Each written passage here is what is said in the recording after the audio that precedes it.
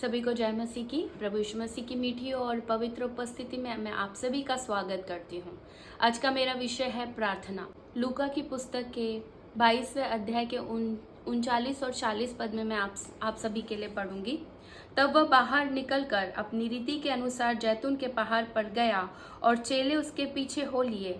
उस जगह पहुंचकर उसने उनसे कहा, प्रार्थना करो कि तुम परीक्षा में न पड़ो।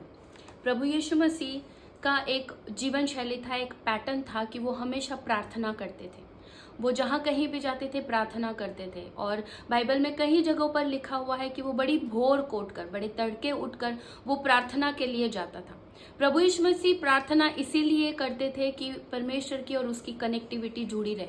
वो परमेश्वर की बातों को सुनकर उसके अनुसार वो दिन भर वैसे ही जीवन शैली को जीते थे।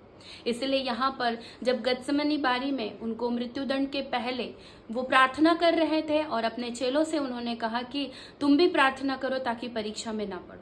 प्रभु यीशु मसीह यहाँ पर विशेष करके बता रहे थे कि हमें प्रार्थना करना है ताकि हम परीक्षा में ना पड़े। ये परीक्षा क्या है हमारे जीवन में भाई और बहनों?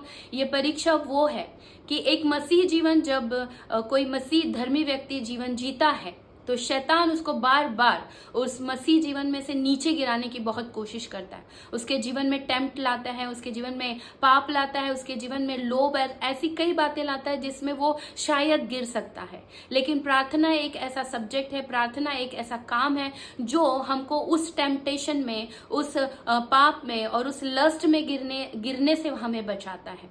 दानियल के पुस्तक में अगर हम पढ़ेंगे तो वहां पर भी लिखा हुआ था कि जब दानियल पर मृत्युदंड का फरमान लगा था तब वो उपरोटी कोठरी पर गया, अपने घर के उपरोटी कोठरी पर गया और अपनी रीति के अनुसार वो प्रार्थना करने लगा और धन्यवाद देते रहा। यहाँ पर दानियल परमेश्वर को अपनी लाइफ पैटर्न के अनुसार बता रहा था कि वो हमेशा परमेश्वर को धन्यवाद करता था और परमेश्वर से प्रार्थना किया करता था।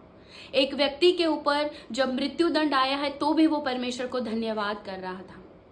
प्रार्थना करना आजकल हमारे जीवन में एक ऐसा पैटर्न बन गया है कि हम परमेश्वर के सामने जाते हैं और परमेश्वर से सिर्फ मांगते हैं कि प्रभु यीशु मसीह मेरे लिए ऐसा कर दीजिए, मेरे जीवन में वो हो जाए, मेरे जीवन में चंगाई हो जाए, मेरे बच्चों का जीवन ठीक हो जाए, मेरे परिवार का जीवन ठीक हो जाए। हम सिर्फ परमेश्वर से मांगते हैं। लेकिन प्रार्थना इसमें से एक लेवल ऊपर है भाई और बहनों। प्रार्थना हमें परमेश्वर के आत्मा से कनेक्ट करने वाला एक पैटर्न है।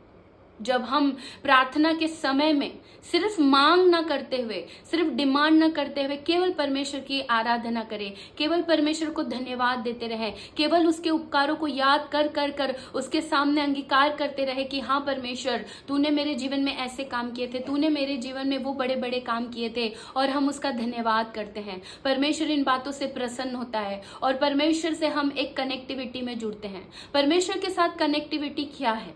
जब हम प्रार्थना में अधिक अपना समय बिताते हैं, जब हम प्रार्थना में टाइम ज्यादा स्पेंड करते हैं, हम परमेश्वर को डायरेक्टली सुन पाते हैं।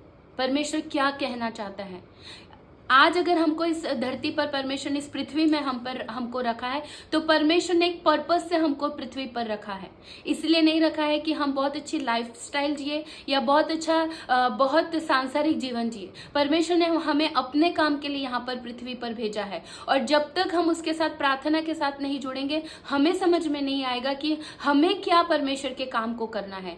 क्योंकि जब हम एक व्यक्ति के साथ, अगर हमारा कोई फ्रेंड है और हम उससे जब ज्यादा बात करते हैं तभी हम उससे ज्यादा जुड़ पाते हैं, उसकी पर्सनल बातों को हम समझ पाते हैं, उसकी फीलिंग्स को समझ पाते हैं, उसके आंसुओं को समझ पाते हैं। ठीक ऐसे ही अगर हम यीशु मसीह से, हमारे परमेश्वर से लगातार प्रार्थना करते रहेंगे तो हम हमारे परमेश्वर को जान पाएंगे। पर्सनली हम अपने परमेश्वर को जान पाएंगे। पर्सनली परमेश्वर आपसे रूबरू बात करेगा। पर्सनली परमेश्वर अपनी फीलिंग को शेयर करेगा। पर्सनली परमेश्वर हमें बताएगा कि हमें इस वक्त क्या करना है और उस वक्त क्या करना है।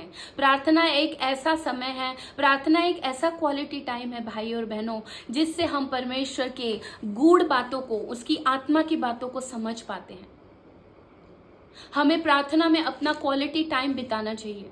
कई बार हम ऐसा होता है कि हम सुबह उठते हैं और अपने ही कामों में व्यस्त हो जाते हैं। फिर सुबह उठकर एक महिला का अगर देखा जाए तो वो सुबह उठकर अपने बच्चों के लिए टिफ़िन बनाती है, अपने पति के लिए टिफ़िन बनाती है, फिर अपना घर का काम करती है, फिर शाम को जब बच्चे वापस आते हैं उनके लिए सब काम होता है। ये सब करके जब वो रात को पूरी थक जाती है, उसके बाद कई लोग अपना समय परमेश्वर के साथ बिताते हैं, प्रार्थना में समय बिताते हैं और हम थका हुआ शरीर परमेश्वर के पास लेके जाते हैं।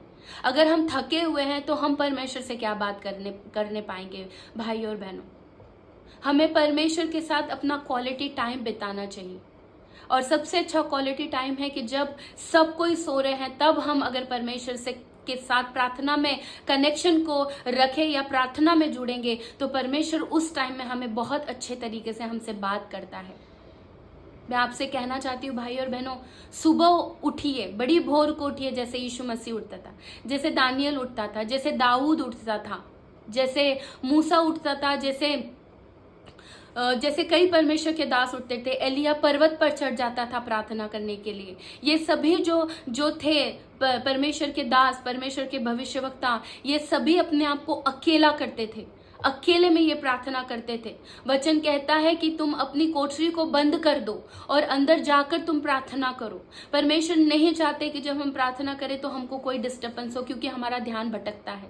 जब हम अपने आप को अकेले करते हैं परमेश्वर से बात करने के लिए, परमेश्वर के साथ हमारा डायरेक्ट संबंध जुड़ जाता है। हम डायरेक्ट परमेश्वर से बात करने लगते हैं और परमेश्वर हमारे जीवन में उन बड़े बड़े काम को करता है जो वो इस धरती पर करना चाहता है। परमेश्वर इस धरती पर काम करना चाहता है भाई और बहनों, लेकिन उन्हें एक परफेक्ट व्यक्ति की जरूरत है, एक ऐसे व्यक्ति की जरूरत है जो उसको सुन सके। आजकल के जीवन शैली में हम इतने व्यस्त हो गए कि हम परमेश्वर को नहीं सुन पाते हैं। प्रार्थना एक ऐसा पैटर्न है, प्रार्थना एक ऐसा वरदान है हमारे जीवन में कि जिससे हम परमेश्वर की बातों को समझ पाते हैं, परमेश्वर से प्रेम कर पाते हैं, परमेश्वर के करीब जा पाते हैं।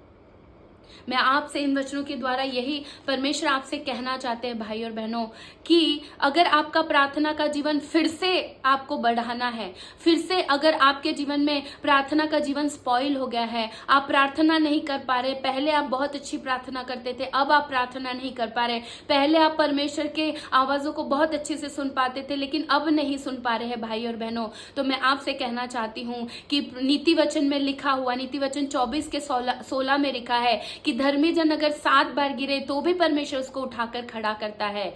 एक बार फिर से कोशिश कीजिए, इसी वचन के आधार पर परमेश्वर से मदद को मांगे कि प्रभु एक बार फिर मुझे प्रार्थना के जीवन में उठाकर खड़ा कर, फिर से मैं उसी प्रार्थना के जीवन में, फिर से मैं उसी कनेक्टिविटी में आपके साथ आना चाहती हूँ। उपवास कीजिए और परमेश्वर के करीब जाइए और परमेश्वर से बोलिए कि प्रभु एक बार फिर मुझे उस लेवल में लेकर आ। याद रखिएगा भाई और बहनों, अगर हम एक बार गिर जाते हैं और परमेश्वर हमें फिर से उठाकर जब खड़ा करता है दूसरी बार, तो हम उसके दुगने अभिषेक में खड़े होते हैं और परमेश्वर पहले से ज्यादा इस बार अपनी महिमा को हमारे जीवन में दिखाता है। प्रार्थना करते रहिए, निरंतर प्रार्थना करते रहिए, चलते फिरते उठते बैठते निरंतर परमेश्वर से प्रार्थना करते रहिए, उसको धन्यवाद देते रहिए, उसके नाम को ऊंचा उठाते रहिए, उसके पवित्र नाम की महिमा करते रहिए, उसको पुकारते रहिए, उसको हर वक्त पुकारते रहिए, उसको हर वक्त प्रेज करते रहिए, उसको हर वक्त धन्यवाद देते रहिए। परमेश्वर आपसे और मुझसे जरूर बात करेगा। जय मसीह की। परमेश्वर वचन के द्वारा हम सभी को आशीष दे। आमीन।